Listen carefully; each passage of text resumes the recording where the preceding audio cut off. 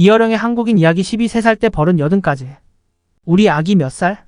엄마가 물으면 아기는 어렵게 세 손가락을 펴 보이면서 3살이라고 말한다. 그냥 재롱으로 보이지만 실은 한국인이 되는 첫 관문의 시험이다. 3살 버릇 80까지 간다는 한국의 속담을 봐도 3살은 인생의 시작이다. 그런데 왜 그것이 하필 3살인가? 그 비밀은 공자님만이 아신다.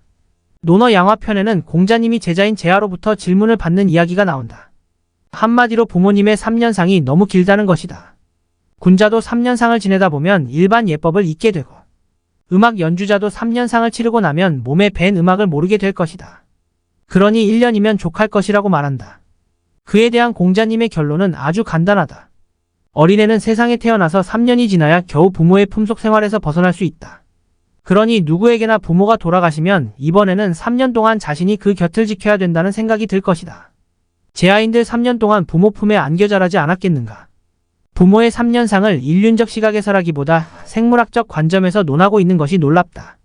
배 속에서 나오자마자 벌판을 뛰어다니는 망아지도 있고 알에서 깨어나오기 무섭게 하늘로 곧장 날아오르는 엘버트로스 같은 새도 있다. 하지만 인간은 다른 짐승과 달리 3년 동안 한순간도 부모의 도움 없이는 우는 것 말고는 고개 하나 제대로 가누지 못하는 존재다. 속수무책 벌거숭이 미숙아로 이 세상에 떨어진 결함. 원숭이가 인간이 된 것이라는 아르놀트 갤렌의 말이 거짓이 아니다. 그래서 2000년도 훨씬 이전 3년상의 쟁점이 바로 오늘의 3세와 교육의 이슈로 직결하게 된다.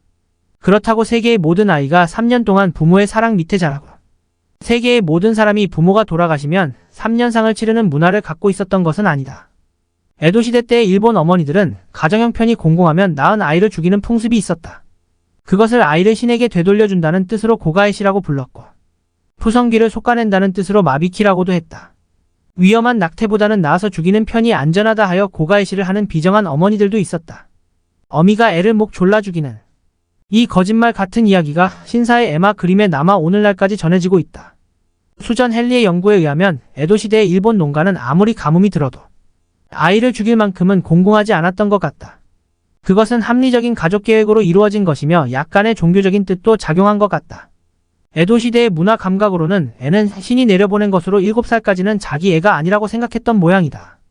거기에 식구가 늘어나면 동리 사람의 압력도 작용하여 고가의 신은 사회 풍습의 하나로 퍼지게 되었다.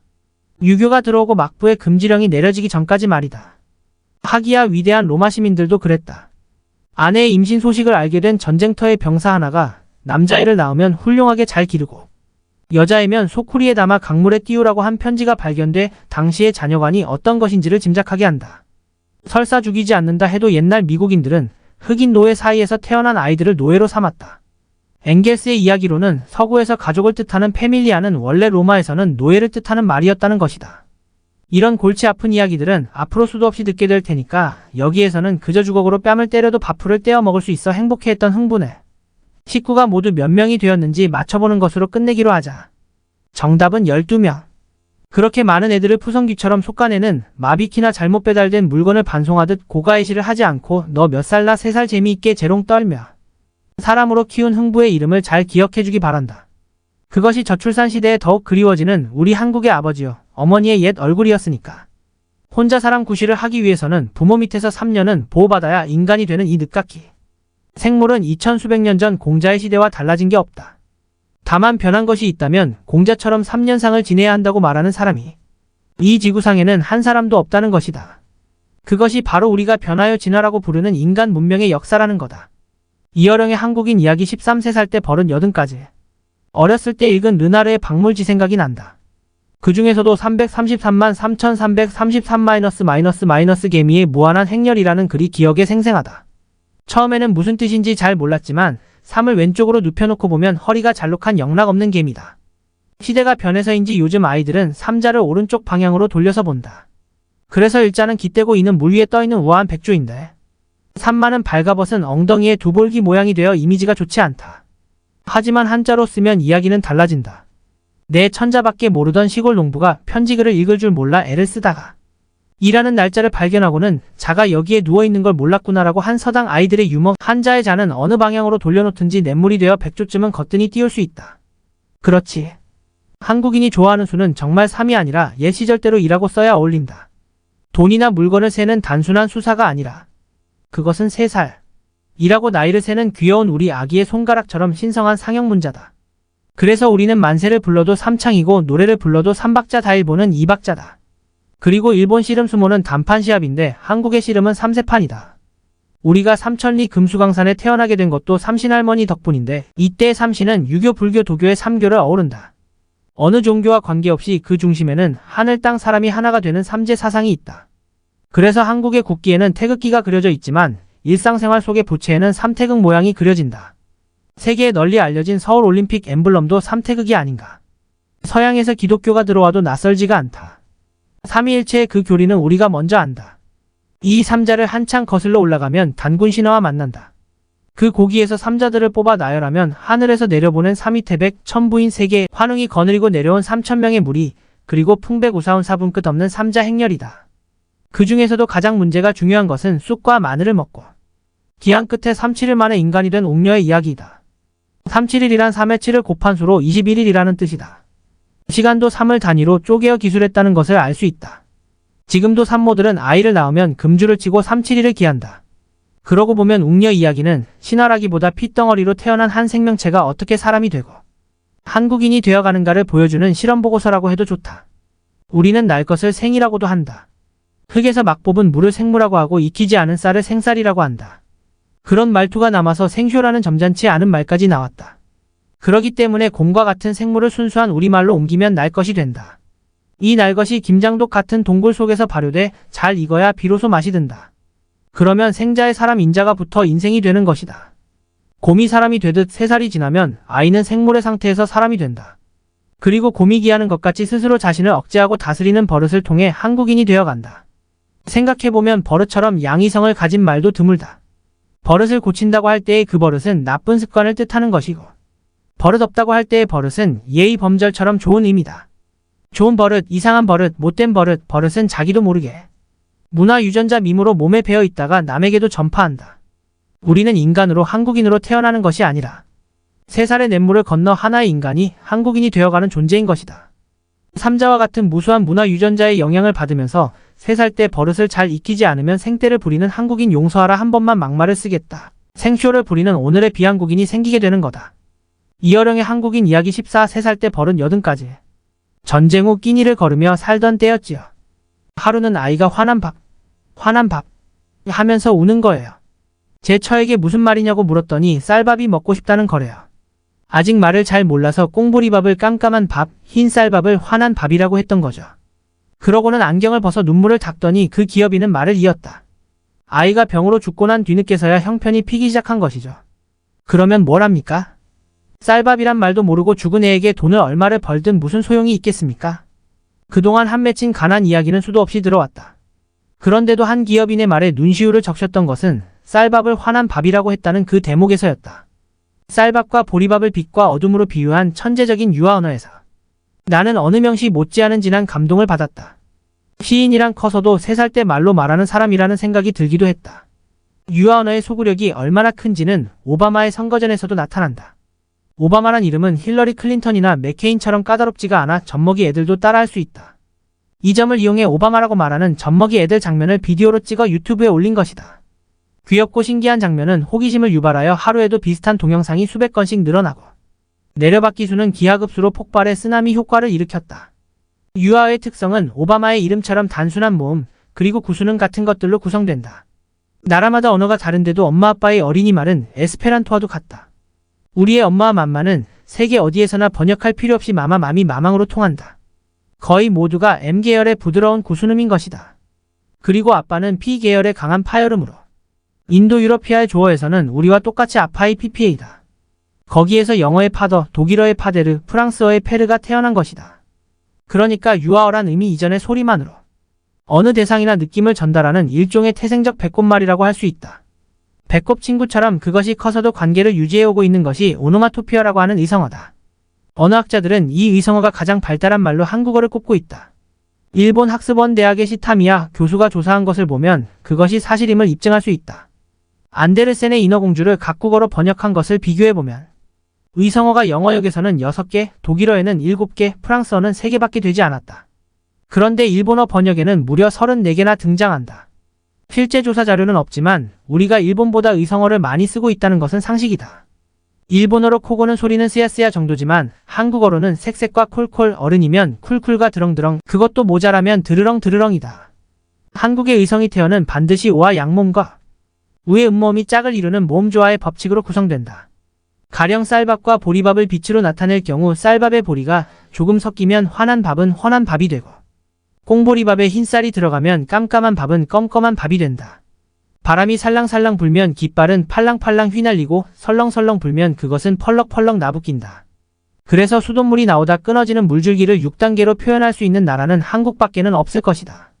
콸콸 흐르던 물이 잘잘로, 잘잘해서 줄줄로, 줄줄해서 졸졸로 물줄기가 점점 줄어든다. 그러다가 리을 받침이 기역으로 바뀌어 조록조록이 되면 물줄기가 끊어지기 시작하고 조로록 조로록으로 변하면 수돗물은 곧 끊길 것이다. 모음조화만이 아니라 자음조화까지 거들어 흐르는 물에는 리을이 붙고 막히고 끊기는 것엔 기역구의 폐쇄금이 따른다. 힘을 줘야 나오는 대변은 끈가인데 어른이 되어도 힘주어 일할 때에는 끙끙거린다고 한다. 그러고 보면 한국인의 성공법칙으로 꿈, 깡, 꾀, 끼, 꼴, 끈의 쌍기역 시리즈는 모두가 끈가의 배꼽 친구였던가 보다.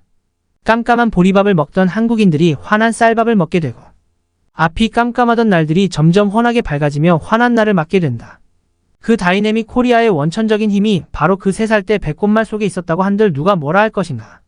이어령의 한국인 이야기 15세 때 버른 80까지. 이비인후과 병원에 가서 이가 아파서 왔는데요 라고 말해보라. 간호사는 틀림없이 여기 치과 아니에요 라고 할 것이다. 간판에는 귀를 이라고 써놓았는데 말이다. 역시 안과에 가서 안이 거북해서 왔다고 하면 내과로 가라고 할 것이고 목이 아파서 왔다고 하면 인후과로 가라고 할 것이다. 그동안 한자말을 그렇게 많이 써왔는데도 역시 한국인은 3살 때 배운 한국말로 해야 통한다는 것을 알 수 있다. 우리가 쓰고 있는 일상어의 반 이상 55.31%이 한자말이라고 한다. 그런데도 사용 빈도가 높은 100개의 말 가운데 한자어는 고작 16개밖에 안 된다는 통계다. 내 몸부터 살펴보라. 눈, 코, 입, 귀, 목, 손, 발배 등 모두가 단음절로 된 순수한 우리 토박이 말이다. 한자 바이러스를 막는 면역체가 내 몸 안에 있었다는 증거다. 같은 한자 문화권인데도 일본 사람들은 동해도 카이를 통째로 한자말에 넘겨주었지만 우리는 그렇지 않다. 말 끝에 끝내 토박이 말을 붙여 동해바다라고 불렀다. 한두 개라면 틀린 말이라고 하겠지만 초가집, 처갓집, 역전합, 황토 거기에 일본말에서 온 모찌떡, 영어의 빵떡의 라인선상의 영암까지 겹친 말의 예를 들자면 끝이 없다. 천지인 삼재처럼 인체어도 머리, 허리, 다리에 리자 돌림의 3원구조로 되어 있고 머리에서 갈라진 머리카락, 손에서 갈라진 손가락, 그리고 발에서 갈라진 발가락의 파생어까지도 절묘한 3분구조다.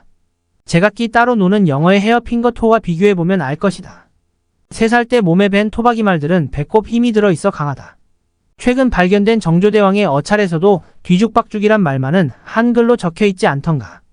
김사간 역시 물속에서 노는 고기 떼들을 어쩌지 못하고 수물수물이라는 토박이 이태어를 한자음을 빌려 이라고 묘사했다.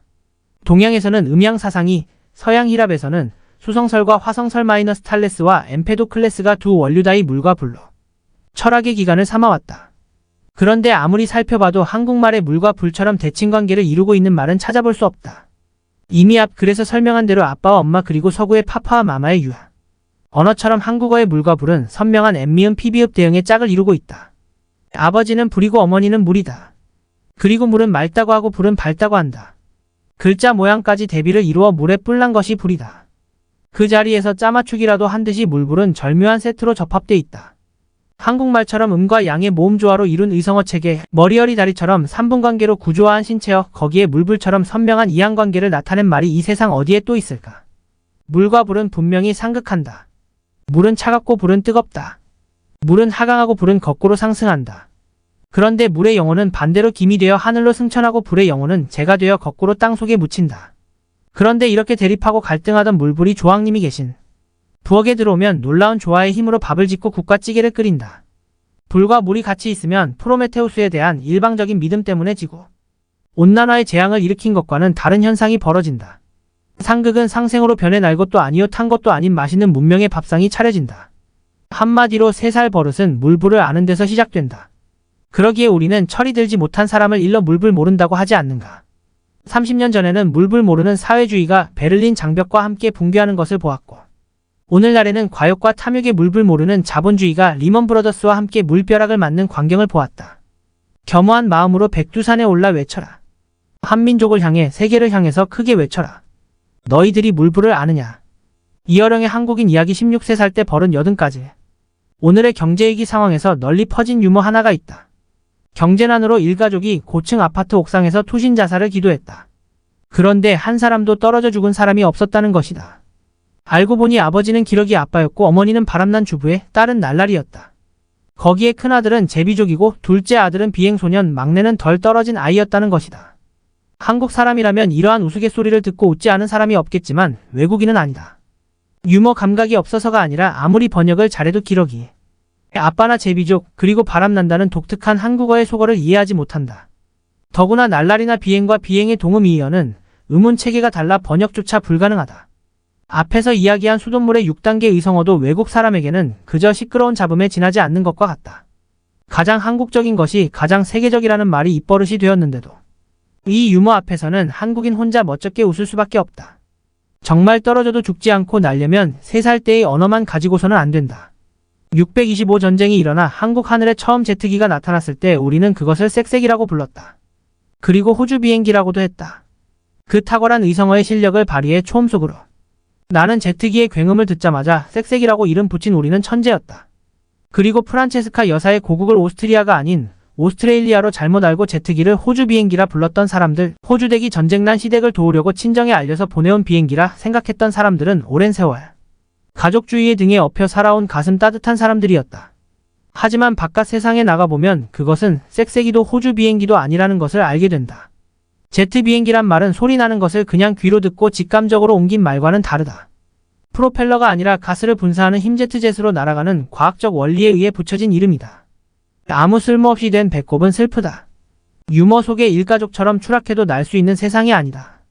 3살 때의 말과 버릇에서 벗어나야 한다. 그것이 바로 어서 일어나라는 어머니의 말이다. 그 말을 듣고 잠에서 깨어났듯이 우리가 위기를 맞을 때마다 들려온 말이 일어나라는 말이었다. 영어의 wake up은 눈 뜨고 일어서면 업 그만이지만 일어나라의 한국말은 다르다. 그냥 일어서는 것에 나가라는 뜻이 포함되어 있다. 일어나다는 일어서다와 나가다의 두 동사가 합쳐진 말이기 때문이다. 우리가 일제의 압박 속에서 가장 많이 썼던 말이 독립이요, 권리였지만 그 한자 말에도 나가라는 뜻은 없다. 생각할수록 일어나다의 그 토박이 말에는 의미심장한 한국의 행동의식이 숨어있는 것 같다. 나가면 바깥이고 바깥은 바람이요 비다. 엎인 채 어깨 너머로 바라보던 수틀 같은 세상이 아니다. 그것은 비정하고 견고하고 거칠다. 그런 세상으로 일어서 나가려면 영화 타이타닉의 디케프리오와 윈즐리처럼 넓은 바다를 향해 두 팔을 부푼 도처럼 펴고 날아야 한다. 그때 바깥 세상에서는 쓸모없다고 생각한 배꼽이 자기 존재의 한 중심에 찍혀 있다는 것을 발견하게 될 것이다. 원래 배꼽이라는 말은 배의 복판에 있다고 해서 배폭이라고 불렀던 것이다. 그 비읍 이기역으로 바뀌는 음운도치 현상으로 배꼽이 된 것이다. 배복 배꼽 배꼽. 비행기에는 동력과 날개가 필.